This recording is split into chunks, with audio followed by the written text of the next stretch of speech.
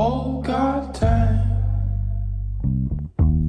you made me feel sweet.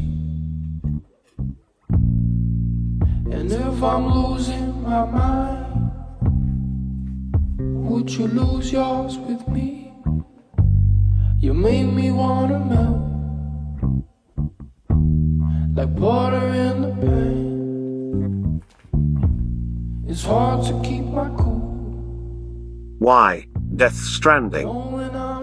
Death Stranding is a 2019 action game developed by Kojima Productions after their split from Konami in 2015.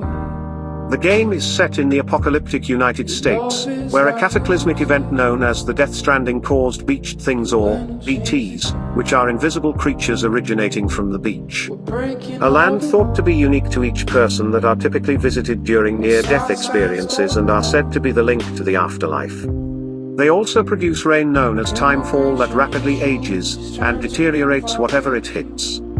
These events damaged the country's infrastructure, leading its remaining population to confine themselves to remote colonies known as knot cities, which form the remaining United Cities of America. At least that's the elevator pitch for the game.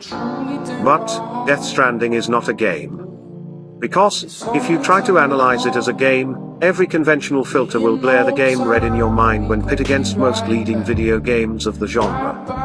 But then, what is a game? Oh system I love, walk fast but not so, that I can't find my way home again. These rocks let me stand, the grass lets me sleep, but the stones are not my friend again. Why so quiet? Speak fast but not so, that I can't find my sense again. Your words are of foes, your silence is food, which way do I die again? I believe that a great piece of art is the one that exists mostly in your mind. It is difficult to conclude what a video game is. Is it a separate world? Or one within our own?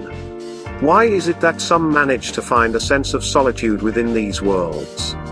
For the sake of this thought, I believe a video game to be a balance of two major ingredients. Equal parts experience, equal parts challenge. Although many video games sway with the way of this balance, which side of this balance you gravitate towards, helps you understand yourself. Death Stranding sits amongst a circle of rare video games that gives you the freedom of both the sides without the ability to isolate either in experience. This is where it separates itself from the stigmas of being a video game and only utilize the platform to manifest something far different and perhaps far less exciting for a video game. Death Stranding manages to narrow the reticle of the playing experience and focus it down to the current moment. And this is where it is not a video game. It is art.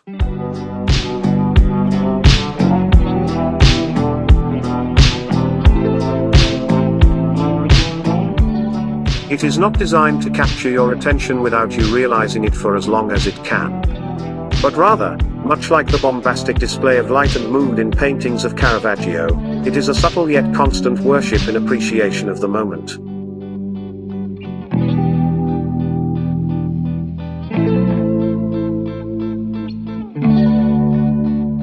Sam Porter Bridges. An unconventional protagonist. He does not have to go on some mind-altering, self-finding expedition, where the world is ending and a princess is to be saved and he's the only one who can do it. Although, the game is exactly just that. But he isn't. This is where the game departs from the genre. Sam is a deliveryman. Just trying to see one more day, while making a small difference in an attempt to reconnect the broken America. A special request from the dying president to find the only person connected to him.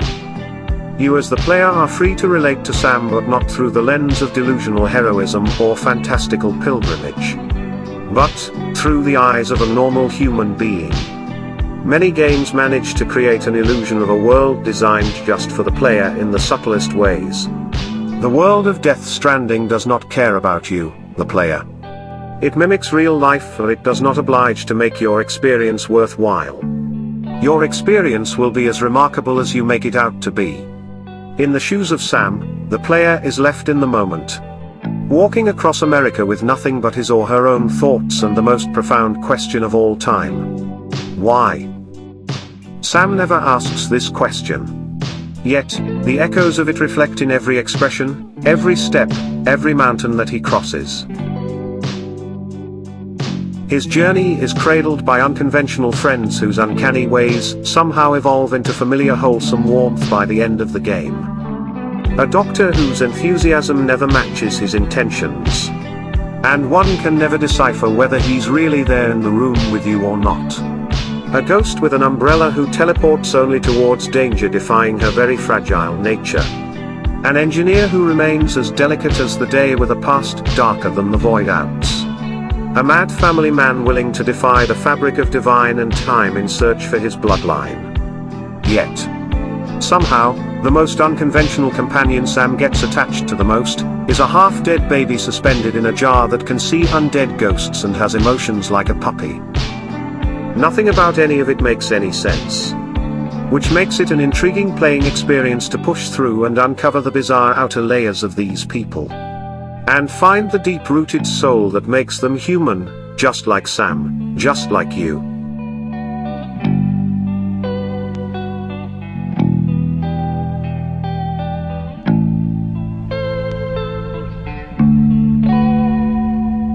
The game urges you to constantly be on a lookout for the next bizarre. All the while being pushed by the previous normal. And Eastern philosophy radiates through the DNA of the game and moans the songs of wisdom. As the songs sing, you realize that you don't have to do any of it. You can just let it be. But if you fail to find solace in the absence of action, then you must do. Not what you have to, but what you can. It is because of the ones who came before you and did what they could, they opened a door for you to enter this reality and even have the privilege to ask the very question that has no answer. Why?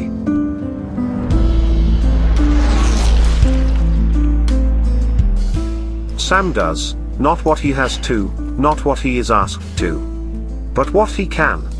And this very aspect makes him more human and unlike any video game character I have ever played as. Because Sam is a puppet, and you are the puppet master. And the only way to enjoy the game is if you choose to.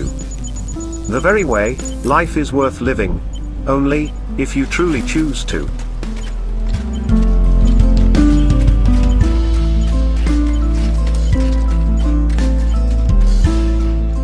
The game has several antagonists.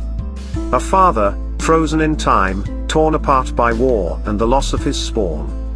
His intentions clear but his actions are of violence, even beyond the physical realm. He does everything within his power to get his baby back from Sam.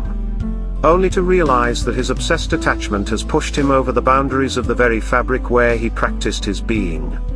He has lost himself in his mind, and his mind in the world that he is from. A story of tragedy with wonder. An example of how far a human being can go if not bound by being human.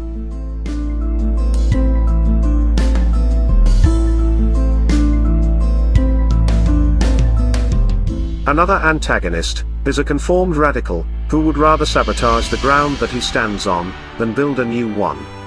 Who would rather sacrifice the ones who follow him than lead with honor. Despite being more powerful than Sam, he chooses to hide behind his power, revealing that he's far more insecure than powerful. A true abuser, a violator, a failure. Yet the most profound antagonist that the game has is the game itself. The princess that you set out to save was a mirage the whole time. Because she is not the connection that she claims to be, but she's the apocalypse that you're running from. She is extinction. She is inevitable.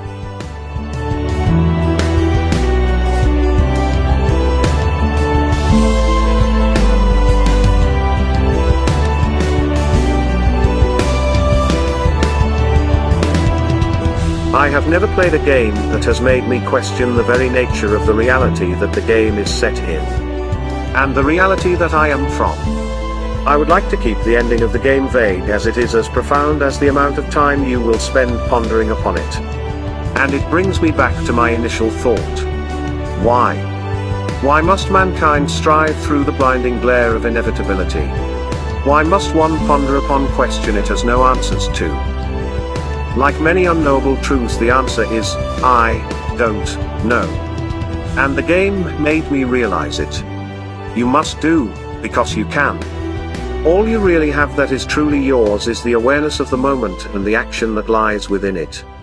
Rest is all an illusion, like the beautiful graphics of a game.